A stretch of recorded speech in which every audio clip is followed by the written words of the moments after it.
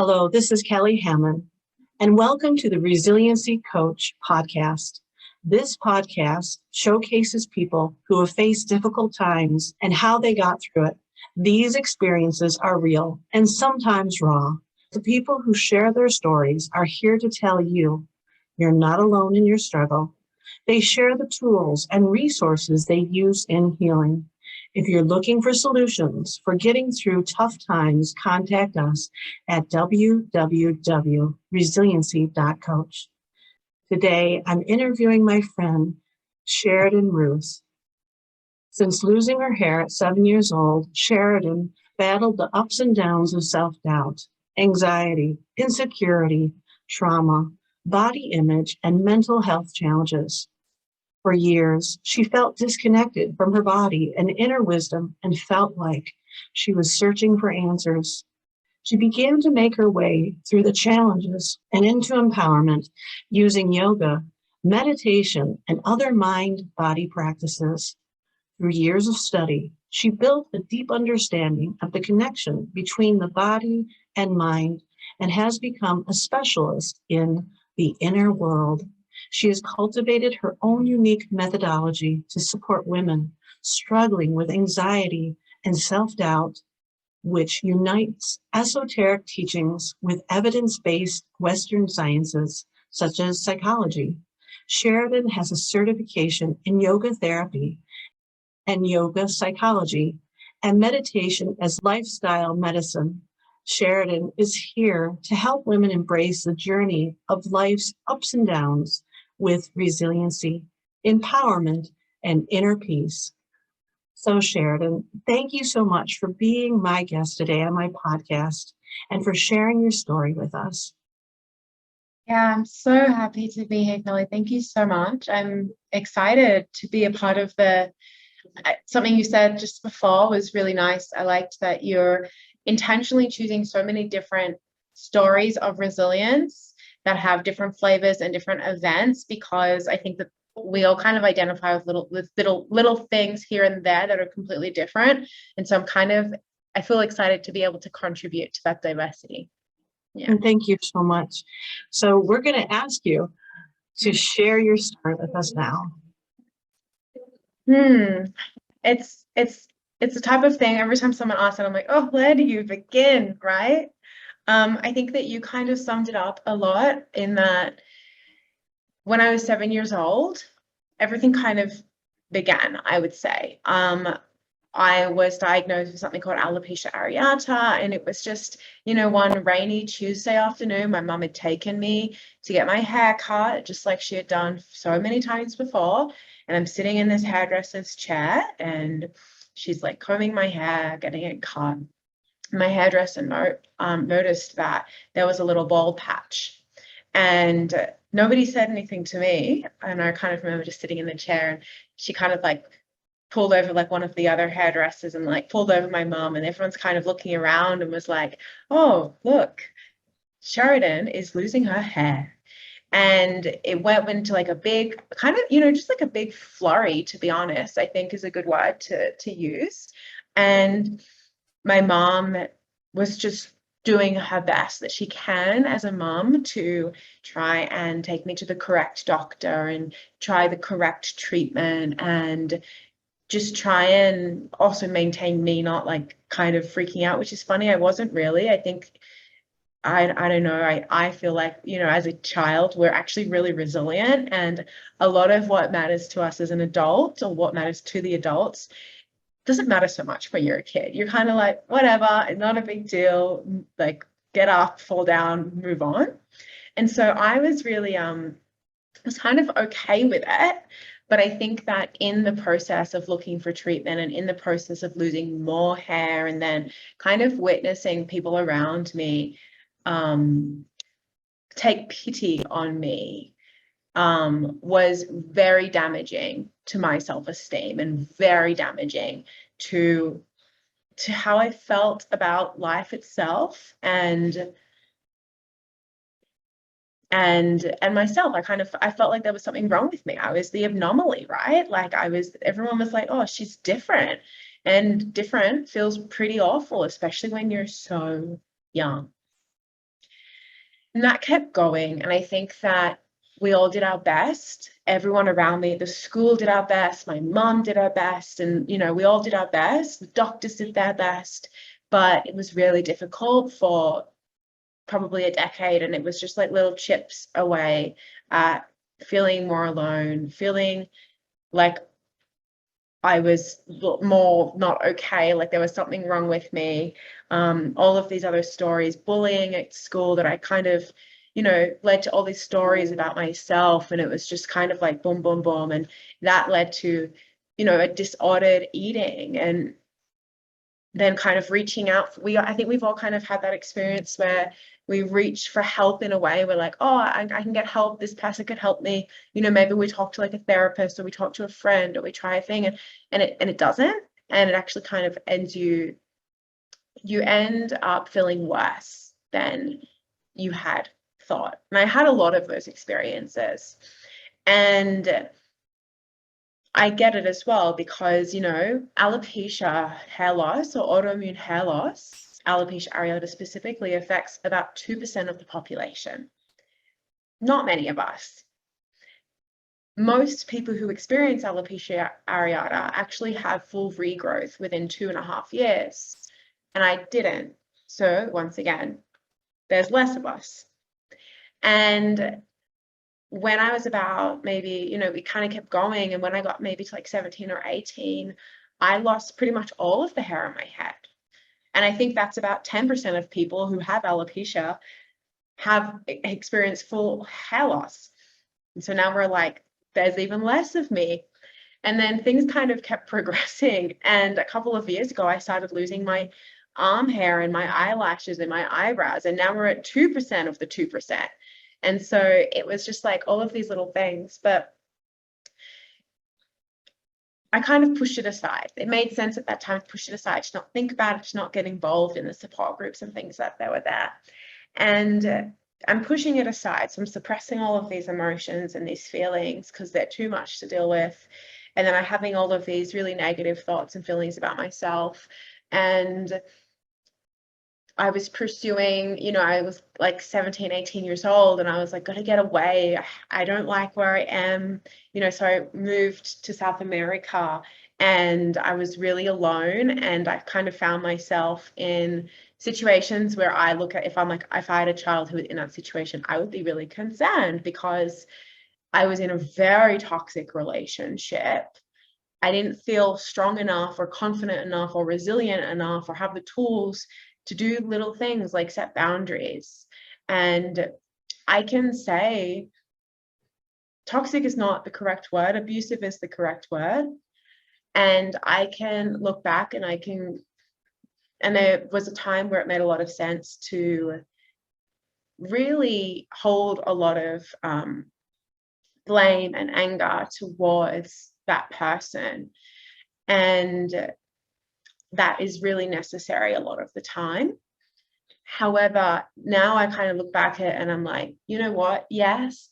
And I know that I also chose that to a certain degree, right? Like I take responsibility for my part in it. Doesn't mean that, you know, I don't really believe in looking back on something and saying something was right or something was wrong or judging it in that way. It is what happened. And there are certain things that I don't want to happen again.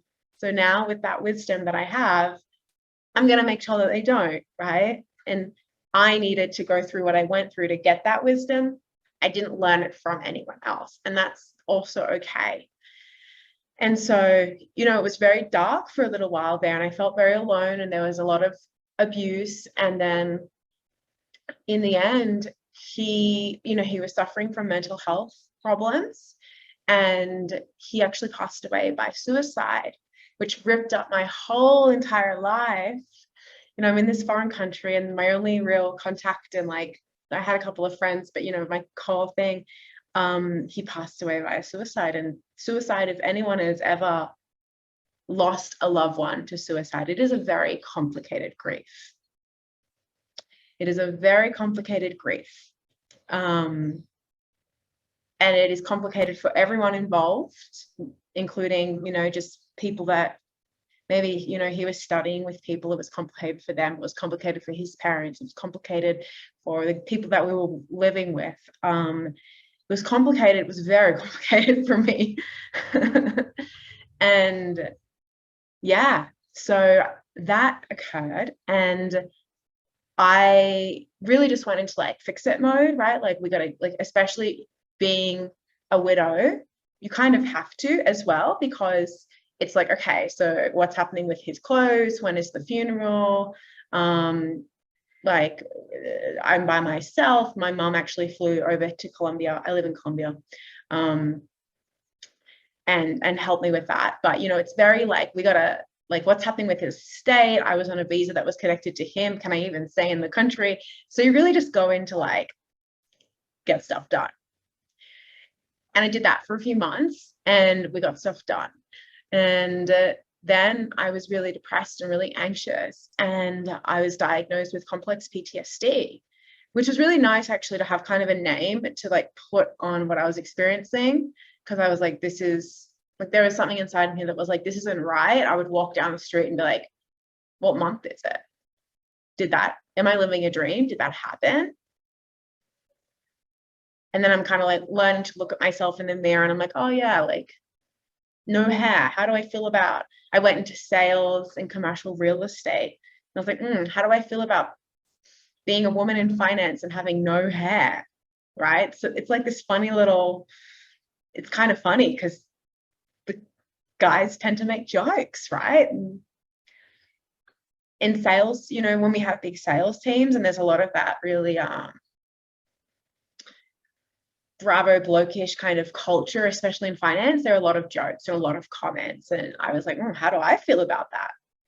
So there was a lot of change in a really short amount of time. And there was also a lot of baggage and things that I was working through. And I was really managing a lot of anxiety, and I didn't realize at the time, because I thought anxiety was just panic attacks, right? I didn't realize it was also procrastination and perfectionism and not being able to sleep at night, or feeling really focused and like hyper focused on what did that person say, right?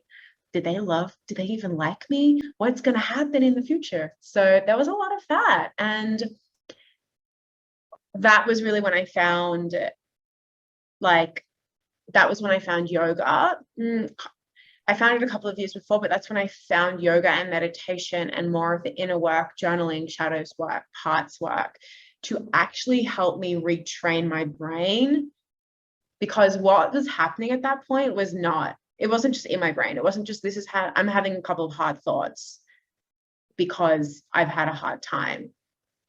It was my whole entire nervous system and my whole body is convinced that the world is still not safe enough for me, that we need to kind of protect, because we've had these really difficult things occur consistently over and over and over again. And each time we try to bounce back, and we kind of do, but we're not quite convinced that this whole living on this earth is like a safe thing, right?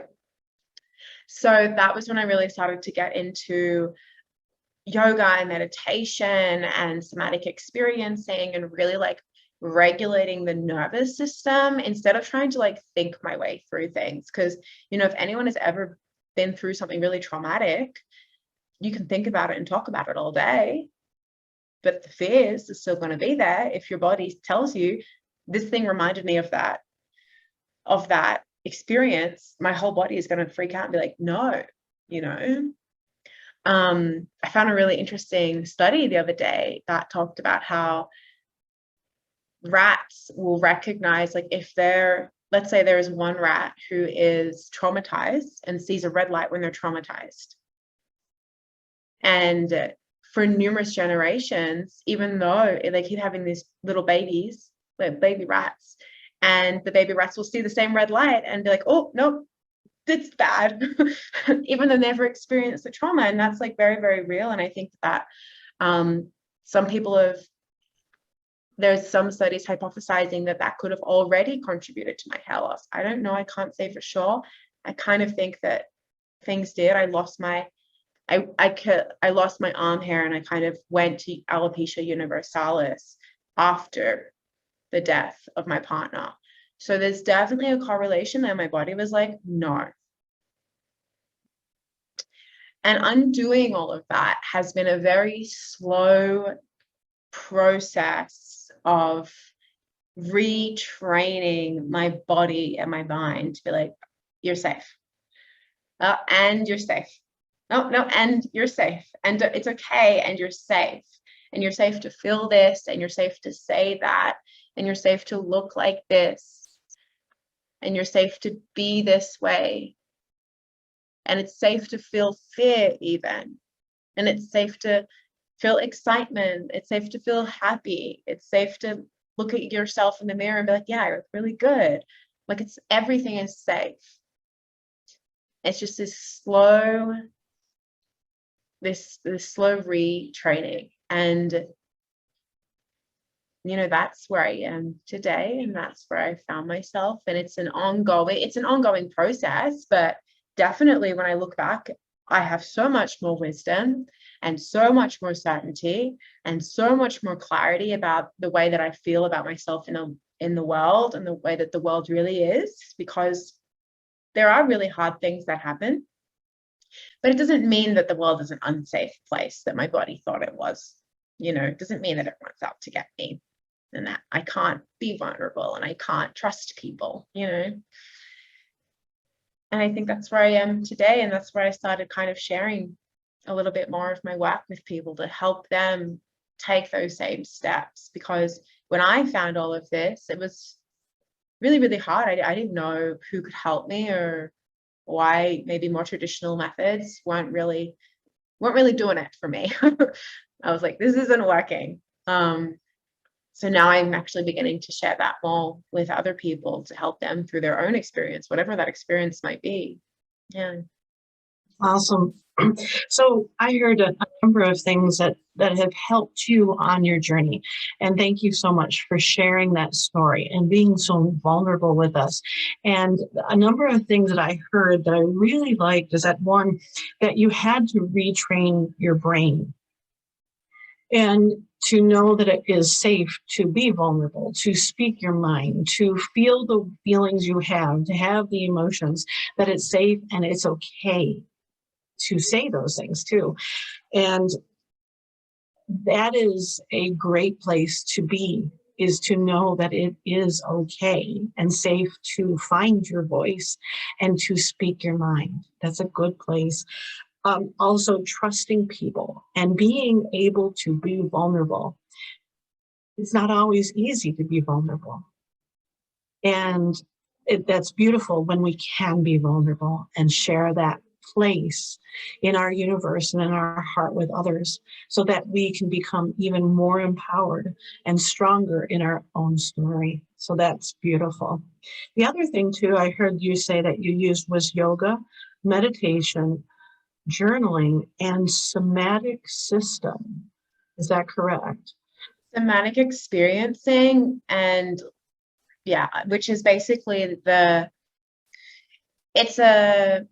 it's a way of just experiencing the world in your body and experiencing your memories in your body and experiencing your emotions in your body, right? And it pulls on a lot of evidence and a lot of research, but really at its core, it's about, we can experience two things. We can experience one thing in two ways. We can talk about it. We can stay very up here in our head about it, right? Or we can bring our awareness down into the body and then allow that sensation to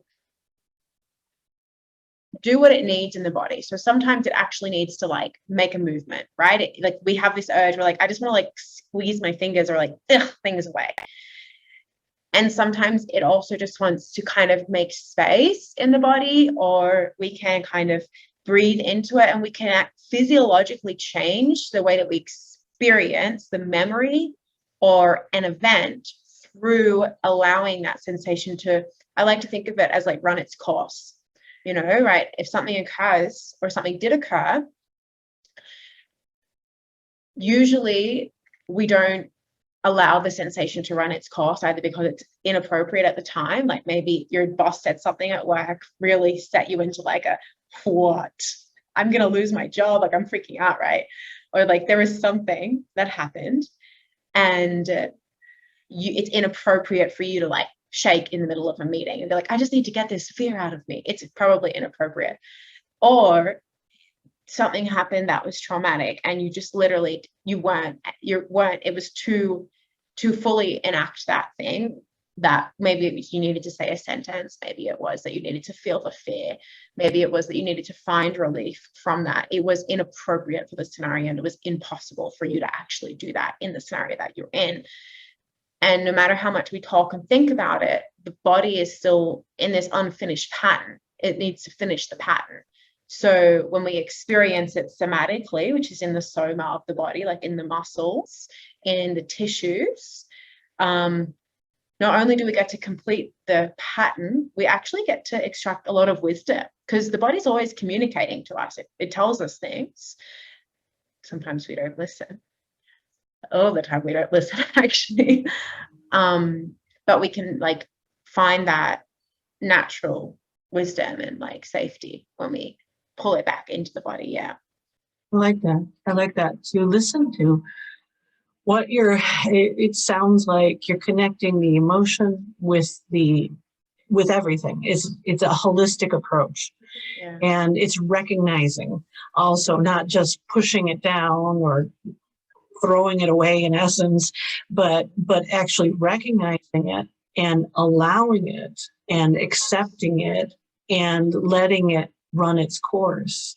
And no matter how pretty or ugly it is, just allowing it to be and accept it. Because I love that concept, because often we do push things down or we ignore them. And because of it, my friend compared it to energy, that our bodies all have energy. And she said, the energy has to go somewhere.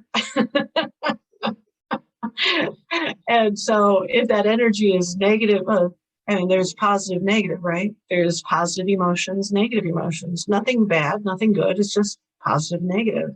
And if we don't do something with those emotions, it's going to run havoc on our nervous system, like you were saying, as well as our physiology, our physical, our emotional, our spiritual, our mental, everything, because our whole system is our system and is all interconnected.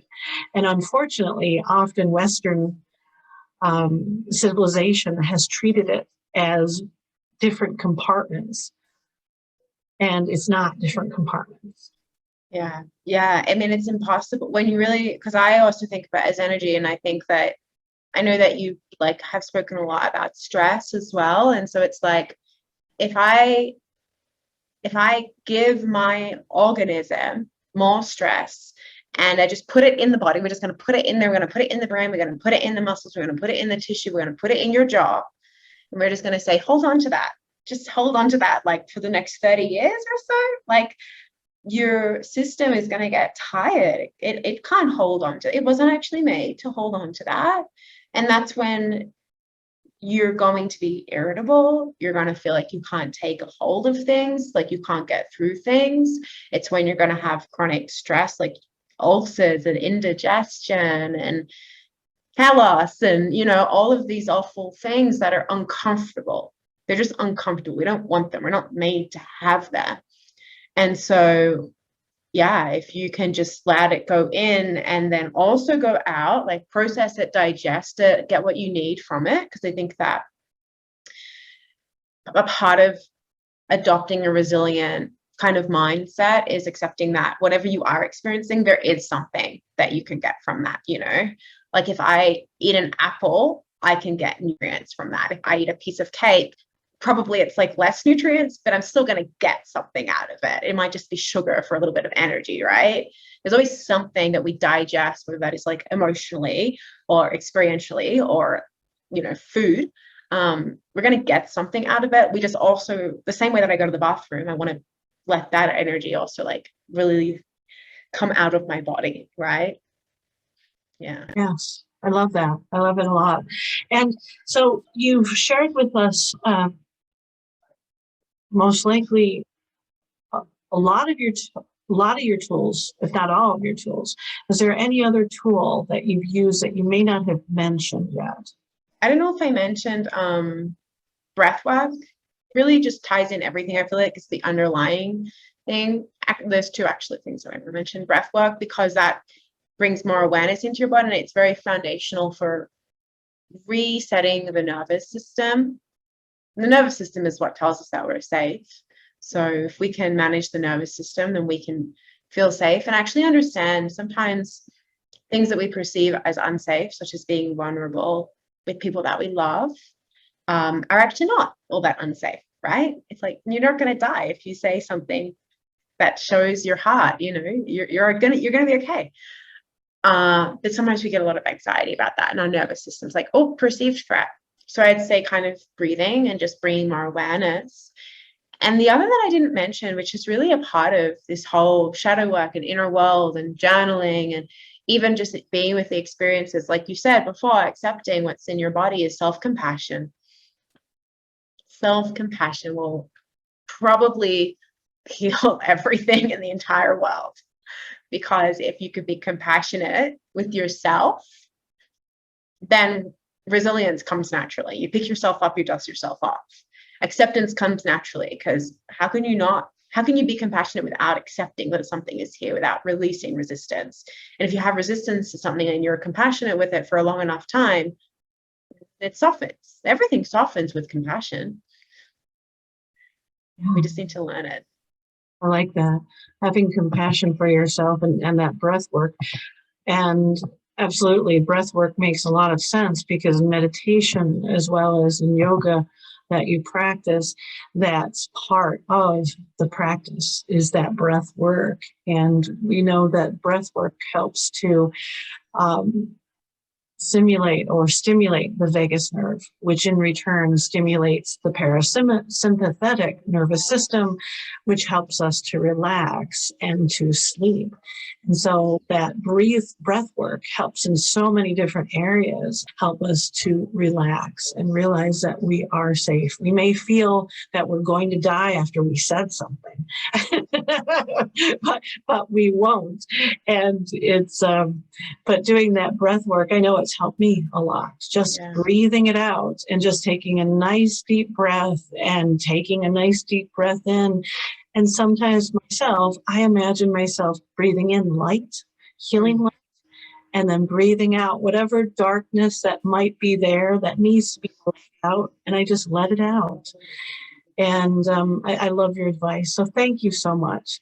Now, if somebody was listening to this podcast today, right now, and was going through some of the things that you've gone through, what piece of advice would you give them? You could ask me this a different day of the week and it'll probably be different. But today, there's no big one advice that can change the world. But today, what I feel like I want to say is to really focus on your relationship with your body. Because if not only if you can't feel like compassion towards your body and care for your body and safe in your body, it's about spending time alone, but it's also about feeling safe in your body. Is like, I feel safe enough to spend time alone. And also I feel safe enough to spend time alone and bring my awareness into my body and kind of like let my belly out a little bit and play with different postures and move in different ways. Maybe it's dancing, maybe it's breathing, maybe it's singing, maybe it's doing yoga, maybe it's doing karate. But if you can focus on your relationship with feeling safe in your body, then you're going to attune your understanding of like, okay, what's actually happening? What is a real threat? What isn't? What's my nervous system doing? Like, and then we're talking about increasing your vagal tone by just bringing more awareness and practicing that relationship, because your vagus nerve is what basically sends most of the information from your body and like your organs up into your brain, right? So we want it to be like we want it to be strong. We want to practice using it.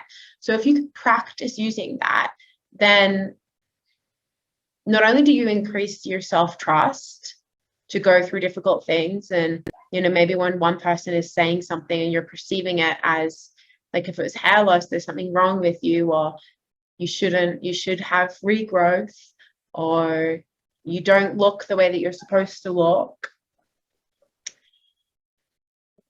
You learn to separate what they're saying with what's true for you, because probably what's true for you is that deep down, deep down, you know that you look fine and you are loved and everything is okay. And it may not feel that way right now or often, but deep down, you know that it's there, or you wouldn't be here, you wouldn't be listening to this. So focus on that. Focus on like your relationship with your body. How do you feel towards it? How do you feel in it? How much trust do you have within yourself? And what do you need to increase that self-trust and increase that comfort? And whatever it is that you need, go and do it. Go and find it. I like that. Thank you so much. It's great advice to trust that inner self, that inner voice that's in there, because that inner voice won't lie to you. It knows. And it has to be the positive inner voice. We have those two voices. We got that negative voice that was nature nurture, right? That's in that negative voice that tells us the voices from other people. It's an echo of other people. Like you said, that those negative voices is that echo, is reverberating through ourselves. But then there's that true voice, the real voice that knows the truth of who you are, who you were, and who you will be. And it knows that you are worthy, you are enough, and you are good, no matter who, where, when, what you do, because you are a human being and you have worth and you have contribution to give to the rest of society. And we need you. And we need you to feel safe in who you are, because when you are safe is when you can contribute. And we need that contribution. And thank you. I just made my whole day listening to that little sentences. Thank you. One last question. How can somebody get in contact with you if they'd like to? Yeah. The easiest and quickest way is to go to my website, which is www.sheridanruth.com. That's SHERIDANRUTH.com. Or look me up on Instagram. I'd love to, have a little bit of a chat, hear other people's stories of resilience and what they're going through right now, which is just @_Sheridan Ruth _. Excellent. Thank you, Sheridan, again, for sharing your story with us today. Thank you, audience, for listening to Sheridan's story. And remember, there is a way through your difficulty. Please seek out resources and people who can and will help you. Now, if you're looking for alternative tools for handling difficult times or moving ahead in life, contact us at www.resiliency.coach. Hope you all have a blessed day and a wonderful life. Goodbye.